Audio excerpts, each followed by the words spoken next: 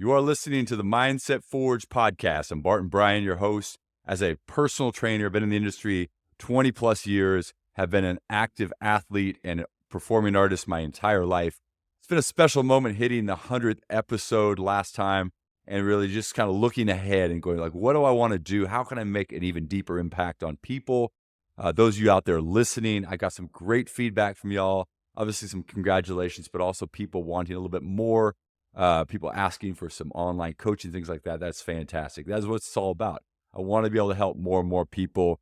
And I am bringing on guests that are really going to help me do that by sharing their story, sharing their expertise, how they're helping people in their unique way, and allow that to just add a layer of understanding, knowledge, and go deeper on one of those 8 disciplines that are going to help us be masters of our life in this 40 to 60 range. Such an important time of life. Most of us are dads, leading other people work. We got to lead ourselves well. We got to show up in our relationships, in our work, and in our health as best we can. And so this interview here with Bryan Johnson, he's the founder and CEO of Heroic Coaching. He's got a book called Autitay. That's Arete. And it's an old word that we're going to find out exactly what it means, why it's all about his philosophy, his mindset, and how he's helping people, not just get healthier, but really align their relationships and love, their work, and their energy and their fitness. Those things go together to make sure they live the most heroic and best version of themselves through his practices and through his concepts. So it's a great interview. Get ready, buckle up. Before I kick that off, I wanted to just shout out, I got a new website. It's bartonguybryan.com. You can find that in the show notes. But if you go to it, I have a concierge fitness services that I'm providing. You can look there. You can see online and in-person concierge coaching. I've got great coaches that I'm working with. I also provide options where you can hire myself. But there's really a lot of great ways, not just to handle the fitness aspect, but the mindset, the sleep, the recovery, the nutrition, all the pieces that you're going to need to get figured out so that you can truly make sure that you're at your best and you're healthiest and you're going to live a long and prosperous life. So check that out. $200 off any of the programs. If you sign up for any of my programs between now and February 15th, you're going to receive $200 off to whichever program you purchase. Also, don't forget to sign up for my newsletter, which is going to be coming out once a month. Great articles on a lot of the topics that we're dealing with in the podcast so you can dive deeper. Also links to videos about exercises, things that you can learn a little bit more about some of the concepts that we talk about here. All right, so without further ado, Bryan Johnson. Thank you so much for your time, Bryan. First of all, congratulations on your book, all the things you're doing, the program, helping people really, in your way, max out and really create a life of anti-fragility, of just a heroic mindset around how you lead yourself, your community, your family, and all the things. And so this is a fun interview. I feel like there's going to be a lot of things that you and I are meshing on with what we're trying to help our audience and our people understand more of and that kind of thing. So first and foremost, like the word anti-fragility, now it is tattooed on your arm. So go ahead and show people your new tattoo. The newest addition to the left forearm, we've got anti-fragile confidence, preceded by Forge, by the way, in the book. So I knew we were going to hit it off when I saw the name of your podcast. I love it. So talk about the term anti-fragile, because I personally feel like there's something about the era we're in right now where that resonates more than it might have 20 years ago. So what is it about that term and the world we're in right now that makes so much sense? Yeah, well, the word anti-fragile is a word coined by Nassim Taleb, the great intellectual, in a book of the same name, Anti-Fragility. But basically he says, look, there's something that's more powerful than resilience. So if you're resilient, that's better than being fragile. When life hits you, do you break, or can you withstand more pressure? Then you kind of break down, then you bounce back faster. That's resiliency. But what would happen if when you got hit, you got stronger? What's the opposite of being fragile? It's not resilience, it's anti-fragility.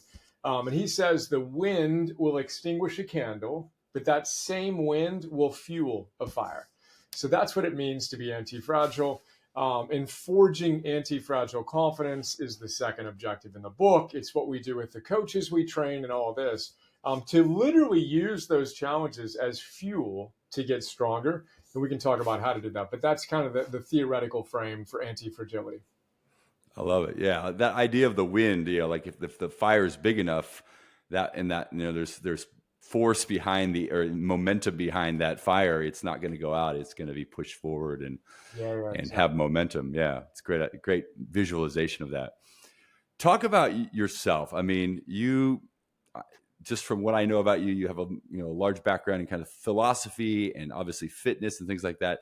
How do you come to the place that you are right now and making that unique impact that you're trying to make on people? Yeah, I mean, really, the last 25 years for me have been integrating kind of two parts of my personality: the philosopher that just loves studying and reading and writing and teaching. I've been a hermit, just doing that for years on end. And the other half of my kind of personality, which is as an entrepreneur and a founder and CEO. I've built and sold 2 social platforms before Facebook. And with Heroic, I basically brought the two together. So it's the integration of those two personalities, which are kind of embodied in my 2 favorite heroes that I bookend behind me: Epictetus, my favorite teacher and philosopher, and Marcus Aurelius, my favorite leader. And how do I bring those 2 aspects of myself together? And that's really what I'm doing these days with Heroic Public Benefit Corporation. The app, again, we train coaches and share more wisdom in less time, integrating ancient wisdom and modern science with some practical tools. And then our big thing is you got to go from theory to practice. You got to go from knowing these ideas to actually doing them. And that's the essence of what we're trying to do. And what do you think what do you think it is for, all the ideas are out there, and now we have the internet and podcasts with people like yourself talking about these things. There's so many ways now that, never before was possible for people to get the information. But something about taking the information, internalizing it, and acting upon that information is, of course, the great conundrum. It's the great puzzle that we all need to figure out, and why people like you exist, right? To help guide them. What is that? What have you noticed in your 25 years of just philosophy and now, helping to shape people's mindset? That is the spark. That is that thing that they have to figure out. Yeah, I think this is it's a 2,500-year-old challenge. So all great ancient wisdom traditions and faith traditions, for that matter, have talked about this. And modern science confirms it. The good news is there is an art and science to behavioral change, and we need to study it and we need to practice it in order to master it. I talk about in the book, in one of the early chapters, that my coach, Phil Stutz, with whom I've worked nearly 450 times, one-on-one coaching sessions, he quotes one of his favorite teachers, a guy named Rudolf Steiner, who says there's basically 2 things that get in the way of us living a good life: fear and laziness. And I think that's about right. We got to cultivate the discipline to do the things we know we could do, and then have the courage to do the things that we know we need to do. In the face of not wanting to do it, I think simply recognizing that challenge and then putting in the effort to move again from theory to practice to mastery, and know that you're never going to get there. There's no there. In the story that you should have already figured it out, or you're someday going to get to a point where you are, again, as my coach, Phil Stutz, says, exonerated from what he calls the 3 inevitables of life: pain, uncertainty, and hard work.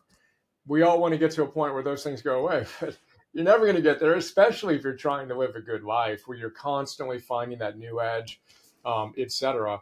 And then it's just a matter of showing up, doing the work, seeing if you can get a little bit better today, and keep the gains that you've created, which is a big part of my work. Is you got to make your prior best your new baseline. Quit giving up the gains you have. Lock those in, and then continue to see just how far you can go. Yeah.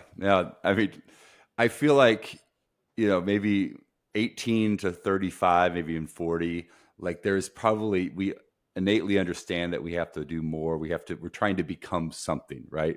And then after 40, I really work with men 40 to 60 is kind of my sweet spot, that, and it's really helping them, create the healthiest version of themselves in this chapter. But I think one of the things that comes around the 40s and 50s is that feeling of like, hey, I've earned the right to be lazy, to not feel discomfort, or, I've earned the right to have a beer and watch the football game and lounge on the couch and the entire weekend for college and pro football. I mean, and that's not that any of those things are inherently bad, but it's the idea that we can't keep putting ourselves at like, I've earned it. I've deserved this. Like, this is okay to do. I can get back on the horse on Monday. And I really challenge people to like see how those things are so insipid in the way that it kind of like just trains us to be weak, trains us to be, and I don't mean physically weak, but I mean mentally weak. Like, we get so comfortable being comfortable. We get so comfortable enjoying the fruits of our hard work that maybe we did 10 years ago. Talk about that in terms of, whether they're, whatever age, just like helping people get out of the comfort and embrace the uncomfortable. Yeah, well, I love it. I mean, the 40 to 60 frame is perfect. I turned 50 in 4 months. So, 50 is a milestone, Yeah, baby. 40, it's like, all right, I'm hitting my stride. 50 is like, as one of my buddies put it, who's on the other side of it, you can no longer deny the fact that you're in the second half. Longevity, dudes, Yeah. live forever aside. Like, yeah, you could say you're living to 100, but you're still 50. You're still halfway there, right? Like, let's go. So I think there's a humility to embracing that fact. And then I think we just need to wake up. We all know this intellectually again, but what do you want? And anyone who's this far into a chat like this and listens to your show and is into forging a mindset of the things we're talking about knows they're capable of more. So then it's just wake up. This isn't a dress rehearsal. What do you want? And I'm more excited than I've ever been, because now I feel like I've finally figured out a few things. I was able to do, a few different things in the first half of my life. Wow, what can I do now that I've actually, again, figured out a few things in my energy, in my work, and in my relationships, etc. So I think rekindling that enthusiasm and forging the strength in our minds and our bodies, which tend to go together, right? And then again, each of us is going to have our own idiosyncratic expressions of what that means, but being honest with ourselves, and then, lighting the fire and having fun, creating some goals that drive us as we navigate the next, God willing, 5, 10, 25 plus whatever years we got left, right? yeah. What about, I mean, there is such a challenge with, especially if somebody's very driven, to succeed, that can be a very singular path. So whether that's, being a great dad, which I know you're a dad, and I love the stories of you and your son and his, chess pursuits. And those were great stories in your book. I'm also a dad, but I think there's a lot of times when people choose one, I'm going to be really good at this, or business is, for men specifically, business is a place where you can kind of like put all your energy and let go and not prioritize health, nutrition, fitness, those the other things, and we get out of balance. And so as you're talking to people about, finding that fire and really going towards that anti-fragile place, like, how do you also then get them to adopt the whole picture? Yeah, I think we get to a point in our lives when we know that, just excelling, and for the ambitious men among us, that tends to be in work. But a good life, Freud, I playfully say I don't agree with Freud on many things, but I do agree with him when he says that a good life comes down to your work and your love. If you can get your work and love relationships at a high level, you're doing pretty well. I say yes, and if your energy sucks because of poor lifestyle choices, good luck showing up in either your work or your love. So we call that our big three. So we've got to optimize our energy, our work, and our love. And our challenge to our community is, all right, well, who are you at your best? Again, I'm in better shape today than I've ever been in my life, because now I figured out a few things and I pulled that lever, eating, moving, sleeping, breathing, and focus wise. And now I can effortlessly maintain higher levels of sustained energy than I had 20, 30 years ago. Again, I was 20 or 30 years younger, but I didn't do the things I do now, Get excited. Who are you at your best in your energy? Who are you at your best in your work? And then for guys like us, it's, and who are you at your best in love? And that's what I've gotten the most feedback on from the super ambitious guys in our community is, oh, getting systematic about how I can shape my relationships, whether that's with my wife, if I have one, or my kids, if I have them, and deliberately practicing those things the same way you train in the gym to get your body right, and the way you train your mind to get your mind right, and the way you show up at work. Again, very obvious things that we just need to make the implicit explicit, commit to them. And then for us, it's do it every day. It's the consistency that is the exponentializer in our growth. But again, just stepping back and saying, oh, okay, cool. Yeah, a great life is going to integrate, I would say, those three things: energy, work, and love. Who am I at my best? What virtues do I embody is a big part of my work. And then what specifically am I going to do today to be in integrity with that best version of myself? And let me do that, oh, by the way, especially on the days I don't feel like it. That's the essence of anti-fragility. When life hits you, what do? Me, at my less enlightened moments and in my past, certainly, when life hit me, I'd break and I'd go do all the stupid things I know I shouldn't be doing. But what if instead, when life hits me, I slow down and I double down on my protocol? Those are the times in my life that I make sure that I'm integrating these ideas and showing up powerfully. That's the essence of anti-fragility and how you build true confidence, which is intense trust in yourself to handle whatever life throws at you. But again, to bring it back, you need an integrated perspective. It can't just be one thing siloed here or there. Yeah, no, I mean, this is always kind of the challenge, is getting somebody who might be more of a, driven, focused person in one aspect, but they know that their life is kind of they don't have balance. And I don't mean like kind of perfect scheduled balance, but just like their health is falling apart or their relationships are not good and that kind of stuff. And finding that sweet spot where you're hitting all three and getting the most out of each. And I always tell people, I'm like, man, the discipline and the confidence that you get from training every day, from doing physical activity, and the energy you get, it goes into everything else you do if you choose to use it. Or you can just silo it and learn nothing from it. But most people, when you work out and you do that stuff and you start to realize, wow, I could just do that same thing over here. Like the discipline it takes to do the work is a similar discipline it takes to do other things well. Yep. Now, again, coming back to the dad thing, I love the way you talked about, you and your son and coaching him as he kind of was hoping to win the chess tournament, and then just using your philosophy, your mindset, your approach to how he might see the experience differently, so that he learns whether he won or lost. He's going to learn from the experience. How does that relate to self-care and self-guidance? I think people are hard on themselves when they fail at something, or when they feel that they've made a mistake, or things didn't go the way they are. How do you help people understand, in the way you might coach your son? It's we don't want to be too gentle, because then we get away with, then it's there's no accountability. But what's the frame that you try to help people understand to not fall back and learn from mistakes, and not kind of just end up following the same cycles of behavior? Yeah, it's great. I mean, there's a lot of different ways to answer that question, but what arises for me is the word parent and parenting. It means to bring forth. So to be a parent is to bring forth. So with my son, my wife, and my daughter, we have an 11-year-old and a almost 7-year-old now. Mm-hmm. We want to bring forth the best within them, which I believe is the best, most heroic version of themselves. And you do that by having high standards matched with warmth.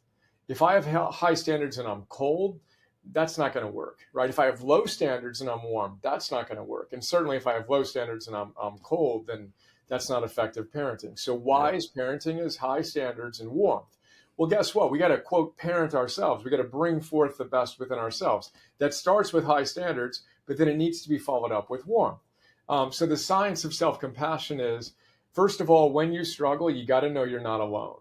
When I used to really struggle, I used to think something was inherently wrong with me. Now I have a lot, of issues to work with, but nothing was inherently wrong with me. Everybody's got those same challenges. And me telling myself that it was just me wasn't helping the cause. They call that common humanity. So that's rule number one.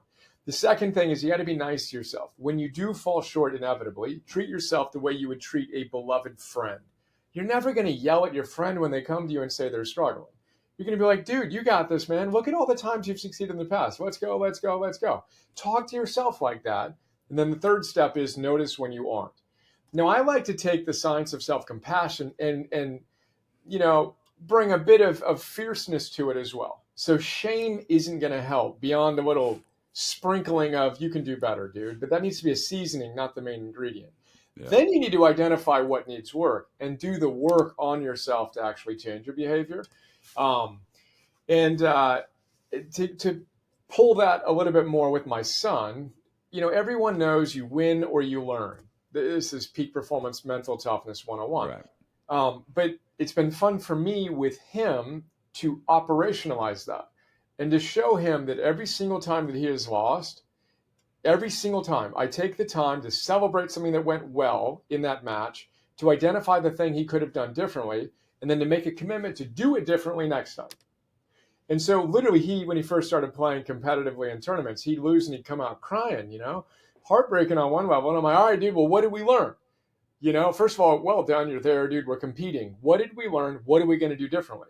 And then literally like a tournament or two later, the thing that he did wrong, he would do right and he'd win. So I'd tell him and I'd make the connection. Look, you lost, but we learned and then you won. So we win or we learn. Learning eventually becomes winning. Therefore, we win or we win, dude. And now every time he falls short, we do the quick 1, 2, 3 on it. We get clarity on it. I remind him of all the times that he got better, and then we celebrate it. And his ability to move through that with a growth mindset, to go Carol Dweck on it, is so superior to my ability even today. It's like a native operating system for him. I'm like, dude, That's amazing. I got to get better at that.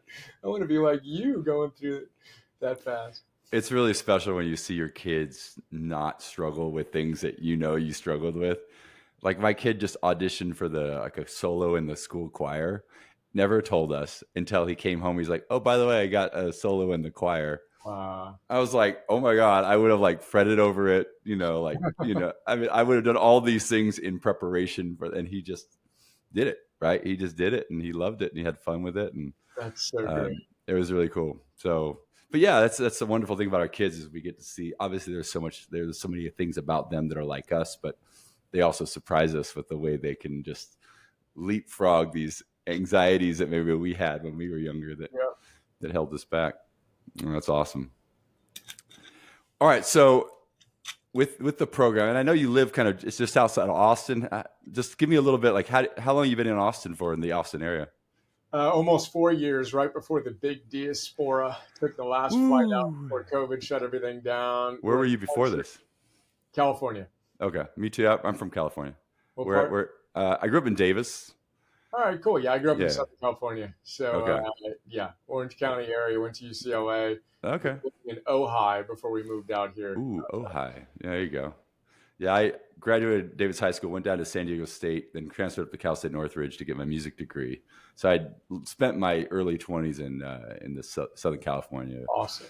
Yeah. So I understand. But yeah, I mean, COVID happened. It was just like a mess I think it's still a mess, kind of. I mean, probably a good move. Yeah. Moving out here. So, but you got some land and you're kind of enjoying this little bit more rustic version of your family's situation. Wife wanted less house, more land. And, okay. Decided this would be a good place to be. We love it. It's been phenomenal. So I was at the gym yesterday and I was wearing the heroic black T-shirt that you sent me. As part of the gift pack that your crew sends out. And this guy comes up to me and he's like, why are you wearing that shirt? And I'm like, oh yeah, I'm going to interview Bryan on, tomorrow. And he's like, oh my God, I just signed up for his program. No so way. he pulls out the app and he's like showing me all of the the energies and what he's going to do today and like sticking with it. And I say, okay, this guy's name is Scotty. I said, Scotty, what's one thing you would want me to ask Bryan? And I'm like, go work out, think about it, come back. Right. And so a few minutes later, he comes back and he's like, can you live a healthy life and still drink alcohol? And I thought, okay. I'm like, what do you mean by that? He's like, well, with football, I end up at my friend's house, and it's just like part of the deal. You drink, you watch football, and he's like, I don't know what, it's like, I don't know what to do with that. I was like, well, I'll ask Bryan. Let me see what Bryan has to say about that. Because Scotty subscribes to my podcast, so I'm sure he'll hear this and he'll be able That to is awesome, get the Scott. words right from you. Oh my gosh, that is so sweet. First of all, that interaction is just classic. Remind me where you are. Where are you? I'm in Austin. I live in Dude, okay. Southwest Austin, and I work at Lifetime Fitness Oh Southwest. my So God, what a small world. That's so good. Okay, cool. I thought that, but I wanted to confirm. Well, first of all, high fives to you and Scotty and your connection and the heroic T-shirt. Obviously, we each need to find our own path, and for many of us, enjoying time with our friends that may or may not include alcohol, perfect. Like that, I would challenge Scotty your idea that you have to do anything. You have agency. You can choose to connect with your friends with or without alcohol, and in fact, you might be able to create some movement in the relationships, not drinking alcohol in those environments, and kind of positively influencing your friends in a certain way. Now, I personally, my dad drank enough for me and him, and between him, my brother, and my dad's dad, alcohol was. There's enough alcohol consumed in my family to last multiple lifetimes, so that's never been my thing. And then again, the science is pretty clear. Alcohol is not helping you win the ultimate game of life. But again, asterisks, choose to do what you want to do. And there are moments in which, everything in moderation, including moderation, like go enjoy yourself. sure. But I think the most important thing is you decide. What do you want? How are you going to show up? And then you're making trades either way. But that's my main thing there is enjoy your life, figure out what that means for you, live in integrity with that, maintaining the agency and, you know, enjoying your own little idiosyncratic pathway through each of those experiences, right? Yeah, that's good. My thought, I was always, everyone's so self-absorbed when they're drinking. Nobody even knows if you're drinking or not. Like if you just walked around with an empty beer bottle the entire football game, I don't think anyone would ever say, "Are you drinking that bottle of beer? But Have you again, finished that?" and I know that Like, you're being playful about it, but like, who cares? who cares? I know it's so Really, I'm weird. going to care. Really, like that's something that I'm concerned about. Like, there's a Right? certain level of you earn Yeah. your iconoclasm. If you're the guy that goes there and by the way, you're the guy that dropped 5, 10, 15, 25, 50 pounds, and all Yeah. of a sudden your buddies are looking at you and saying, "What Yeah. is this guy doing?" And again, the Yeah. number of times we have had people come to us who say exactly that. I lost 50 pounds, and all of a sudden everybody's saying, "What are you doing?" Or Yeah. the woman with MS whose neurologist looks at her brain scan and says, "What are you doing?" Because I've never seen this part of the brain actually heal itself. Oh, well, this is what I'm doing. I'm committing to being my best self. And when we have a target that is worthy of us, those things are easy to say no to. Like, I'm not interested in waking up in any other state other than feeling really good. Now, of course, I'll make exceptions. Um, Went to the Bulls, Spurs game on Saturday night, stayed up 3 hours later than we ever do. We're at the start of the game's our kids' bedtime. Perfect. Yeah. Yeah. Walked over those bright lines. I like 8 hours of sleep. I got 6. Perfect. But you have bright lines to know when you go over them. But there's something about that willingness to be fully alive that it emanates and it creates the ripples that you may not be able to anticipate in positive change in those around us. Yeah. Yeah. It's an interesting thing. I think that is the special thing about when you change, when you make that decision to, like, I'm not just going to do what I've done or all my friends are doing. Like, and you don't have to lose your friends either. Like you can just do your thing and let the results kind of like speak for themselves. And I think that's a special thing when that happens. You don't do it for other people, but when you do it for yourself. And once the results start to show up, other people look at you and be like, "Hey, something's different. What's going on with that? That's Yep. cool. Let me Yeah, and find I out want more." some of Right. that. It's Yeah, not absolutely. proselytizing, but you're who you are, as Ralph Waldo Emerson says, speak so loudly I can't hear what you Right. say. Yeah. I love it. All right. So 26 minutes in, and I have not mentioned your Autitay shirt yet. I'm sure people watching this on YouTube are going to be like, "Bart, it's screaming at you. What does Autitay mean?" They're probably Googling it. Give us the scoop on Autitay and what it means and how it all plays into the mindset of the hero and people you're trying to help. Yep. So Autitay is it's the name of my book that came out recently. I've had a tattoo for a couple of years on this arm for Autitay, but Autitay is the one word answer the ancient Stoics would have given you on how to live a good life. And it's funny because I'm reading Stoicism for Dummies right now by a dear friend of mine named Tom Morris. And he talks about Autitay in the book, and he has a picture of my tattoo in the book, which is hilarious. Nice. But Autitay is the one word answer the Stoics would give on how to live a good life. We translate it into English as excellence or virtue, but it has a deeper meaning, something closer to being your best self. And I like to say moment to moment to moment. So if in any given moment you're capable of being this, and I draw a line at my eye height, and you're actually being this, and there's a gap, a foot below that, you could have been this, you're actually being this. In that gap is where regret, anxiety, disillusionment, depression exists. Close the gap, live with Autitay, and there's no room for that negative stuff. You feel a deep sense of joy and meaning and purpose that the ancients called eudaimonia. It was the summum bonum of a good life, to experience that sense of deep joy and meaning and purpose, which you experience when you live with Autitay, expressing the best version of yourself. And that's a moment to moment thing. And I like to say the moment you do that, you are heroic. You're showing up as your best self, ideally in service to something bigger than yourself. And that's kind of the quick connection between both forearms. Autitay and heroic is the central tattoo on that arm. Yeah. And I've dedicated my life to striving to understand how to embody those ideas and helping others to do the same. No, it makes a lot of sense, and I love the idea, and I heard it first probably from Ed Milet, Max Out podcast, and what he was always talking about is like at the end of your life, he imagines that like you go and you meet the person that you were destined to be, and he would hope that the person he is and the person he was destined to be are the same person. That kind of completion of your life, the legacy of who you are, who Bryan Johnson is at the end of your life is what God has intended you to be, right? And that's a beautiful thought. Goosebumps. I just read Ed's book. I hadn't heard him make that connection before, but then you go one step past that. And some people say, and this is one of the exercises I do to wake people up, and frankly, to put the beer down and to step up, dust the Cheetos off the old shirt and see what you're capable of in your life, right? Yeah. It's to meet, you're about ready to die. You're on your deathbed. And right before you die, in walks the version of you could have been.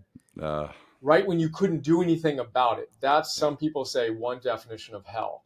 So who are you at your best? Are you being that moment to moment to moment? Because to the extent you're not, you're going to feel something within you that's tugging at you. Abraham Maslow says that need is a need to self-actualize. It's as real as your need to breathe. Anyone this deep into a conversation like this has that need. To the extent you aren't paying attention to it, you feel the pain. You don't need me to tell you feel the pain. You feel the pain. I feel the pain when I fall short. Then what do you do about it? Do you step back and then step up, or do you numb yourself? And each of us has our own mechanisms to try to avoid that pain, whether it's binge drinking or binge watching or binge eating or whatever other distractions we have. But that need to express our best selves is real, and we want to pay attention to it and then live in integrity with it. And I love Ed's take on it. And then that kind of definition of hell has always been a poignant way to make the point. Yeah. Yeah, man. It's this, I think there's this weird place where you can chase self-actualization in an unhealthy way, right? Like because there's a not enoughness that is in everybody, right? I'm not enough. I need to be this. I need to get this to fill that space, right? And growing up in a home where my father and my brother too much alcohol, very similar story.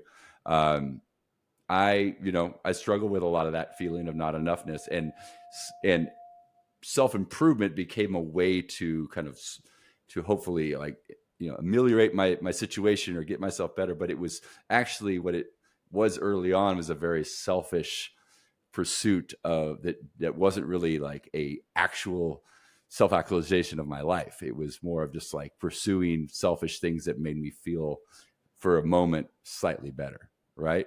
How do you help somebody who feels not enough, to truly like kind of broaden their perspective and be about, yes, becoming the best, most heroic version of themselves, but also within the space of like community and others Yeah. around them? It's a great question. This is objective one in the book, Mm-hmm. and in our coach program and everything else is you got to know the ultimate game. Mm-hmm. So, at least in my own development, and I think for most of us, and perhaps for you and others listening, I think when we are in any circumstance, we tend to go after the game we've been told we should win, which is the extrinsic stuff. It's the fame, the wealth, and the hotness. So you go after that like a good, whatever American kid and young man, etc. And this is David Brooks's second mountain. 40 to 6-year-olds most of us have achieved a certain level of success on the first mountain. Yeah. But you get to, and Stephen Covey said the same thing. You get to the top of a ladder and you look around and you realize you put the ladder up against the wrong wall. Oops. Okay. Well, that's the second mountain. So the first mountain versus second mountain. So you want to know the ultimate game. The ultimate game is not accumulating fame, wealth, and hotness. Nothing wrong with those things per se, but if you're predominantly going after them, you will be, psychologists say, less psychologically stable than people who are focused on the intrinsic motivators of becoming a better person, deepening relationships, and making a contribution. Now, there's a hedonic treadmill. You know what I mean? You don't get anywhere. You're running, but you're not getting anywhere going for the fame, wealth, and hotness. There's actually not a eudaimonic treadmill. When you get on that treadmill and you're truly trying to be a better person, to deepen relationships, to make a contribution, you're coming from what Maslow would call being needs versus deficiency needs. You're not trying to be someone to impress other people. You're trying to be your best self in order to give yourself fully to the world. Huge difference between those Yes. orientations. Now, again, all of us are going to rub up against perfectionistic tendencies where we have the high standards and we don't have the warmth and we don't embrace reality. You and I are never going to be perfect. Another rule from Abraham Maslow: there are great people that he studied, but not one perfect person. So now I laugh with my kids. Same thing. I make a stupid mistake and I will laugh and say, oh my God, I was almost the first perfect person. It's a running joke in our family. They giggle and I say, oh shoot, no, I've made 1,272,468 mistakes. Ha, you know? So embracing the constraints of reality, you and I won't be the first perfect people, but then living for something bigger than ourselves, holding the high standards with the warmth, and then getting at it. And then make the connection, because I say to myself, because the times when you fall short of your own standards are the times in which you tend to feel a bit of shame and beat yourself up. Now, again, sprinkle it on, look at what needs work, decide what you're going to do a little differently, then get back at it. And we don't need to get into a spiral of shame and do more negative things.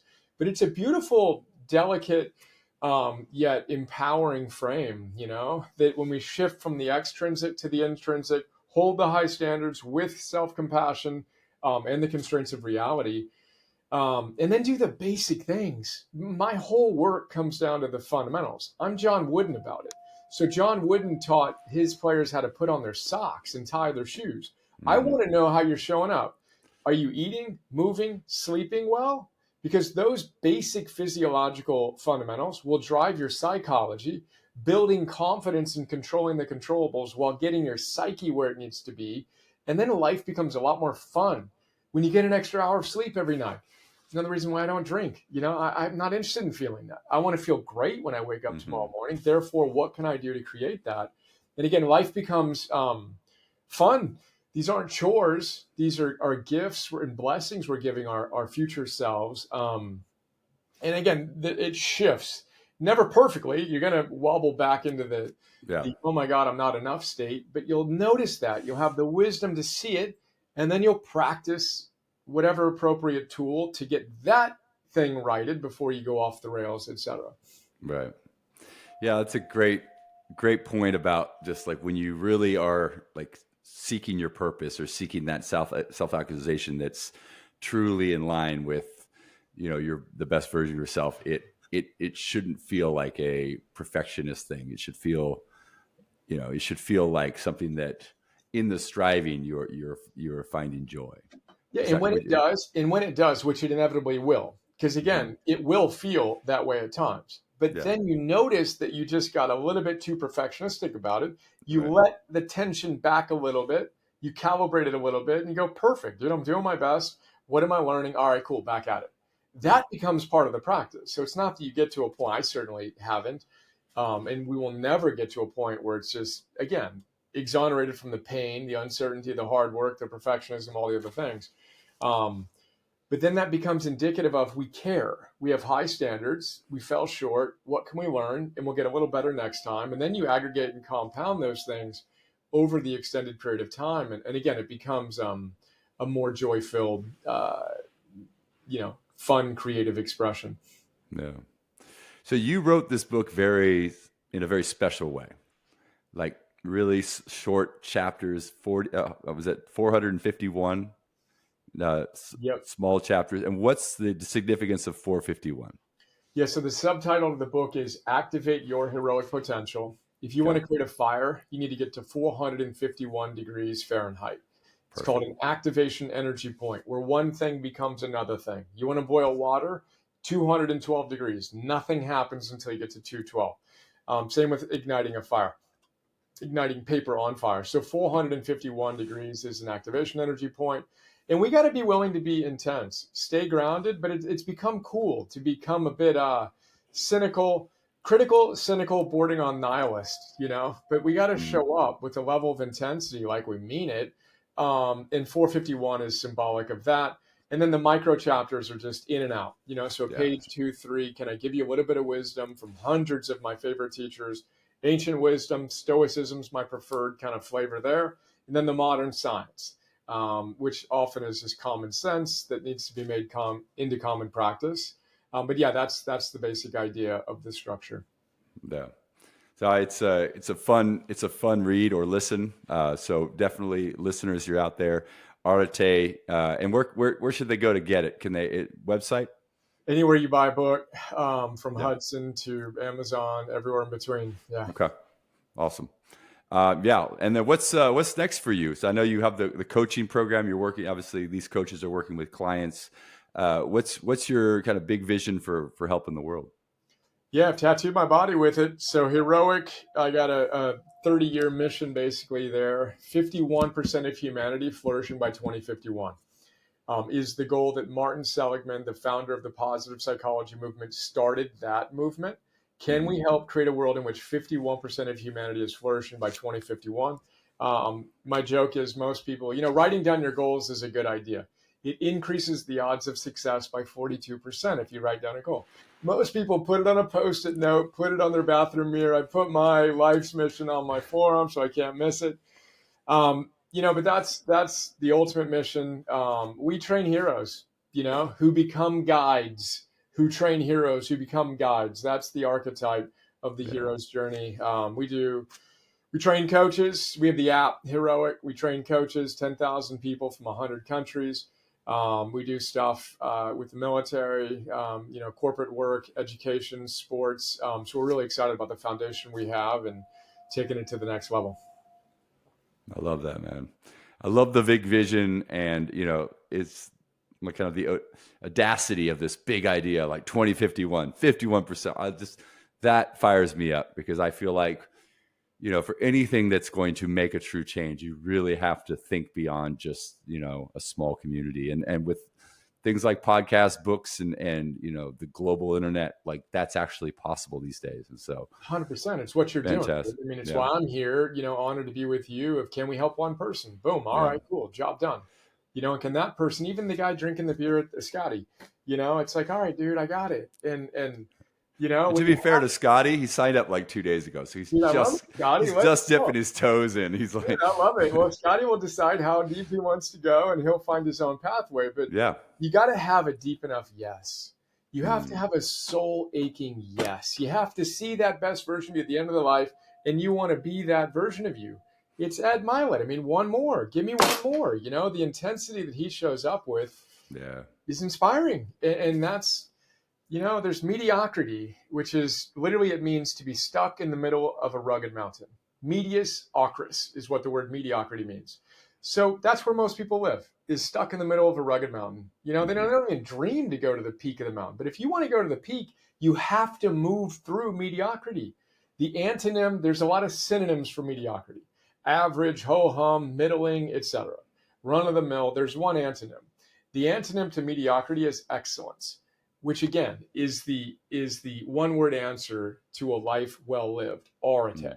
Show up as your best. Summit the mountain of your potential. Get fired up about that. And then these little things become really easy to say no to when you have a deep David Brooks soul aching yes, to something bigger than yourself. Then it's like, what? I don't care. Ryan Holiday says, I couldn't care less what's on Netflix. I don't know. Frankly, I'm paying a little bit too much attention to the NFL playoffs right now relative to my own standards, but I don't care. Like I'm more interested in my life than these pseudo heroes on the TV, Yeah, that's true. It's like, we almost like give away so much of our life to the people on, whether it's the stories on TV, the heroes on in the football, basketball. I mean, it's great to watch that stuff. I love basketball, so I'm a fan. But like, man, if I obsess too much, I'm just giving too much of my energy and my soul to like the ups and downs of some team that I don't, that I can't affect in any way, shape, or form. My life does not affect whether or not they win or lose. And so why am I putting so much energy into it? That's a great way to see it. Before we wrap up, I do want to share a quick story on why this is called the Mindset Forge, because you mentioned the Forge resonates with you. And so I was in the Peace Corps in Mauritania, West Africa, which most people don't know where Mauritania is, but it's the kind of the Sahara Desert of French West Africa. And I lived on the kind of lower area near Senegal. And I was in this little village called Jajibine. And it's a Soninke village. And I live with the blacksmith family. And so first day, they brought me to Kome Kante. And they said, Barton, your name is now Guy Kante. You're a blacksmith. Kome is your father. Hujeji is your mother. These are your brothers and sisters. I lived there for 2 years. And I became a blacksmith. And my father, Kome, would go to the forge every day, which was a hut made of mud. And he would use the billows and the anvil and the hammer, and he would just sharpen tools and build hoes and axes. For 2 years, I watched him do it. And the greatest compliment you could give to that family of blacksmiths was Kante Bombongana Samongurtage Simbondon Tanikama, which means you are a Kante of the great Samonguru Kante, who led the great Malian Empire like 400 or 500 years ago. It's like this whole lineage of like Samonguru, this great like leader warrior who like is instilled in all of the Kante family, and it never left me of like how important it is to like be connected with, a community, like a purpose. And people would around the village like, why don't you call yourself a Gandega? Because that's the name of the nobles of the village. There's nobles, the Gandega, the Kebe. These are the noble leaders of the village. The Kante were the servant class. Well, why do you call yourself a Kante? You should be a Gandega. I'm like, I'm a Kante. Bambangana. Samonguta ge. Simbondon tane kama. Right. And that was and so it never left me.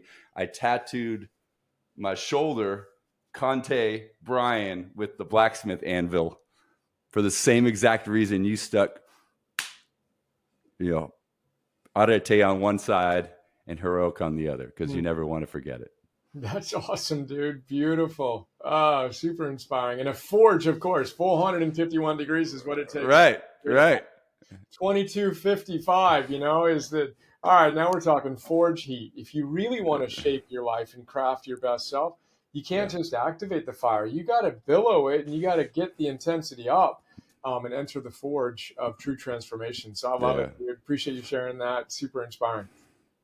Man, loved having you on. This is fantastic. I love what you're doing. Your unique kind of perspective on the philosophy and kind of the history of all of Autitay and all this really brings a unique way for people to understand themselves, the direction, changing their mindset, changing their health, their fitness, all those things. And so I honor you in like really carving out a unique and special place for people to, to find, to go on that journey with you. And I think, I'm in the fitness space as a trainer. I have a company that we do transformational things, kind of holistic, but not so very different from what you're doing.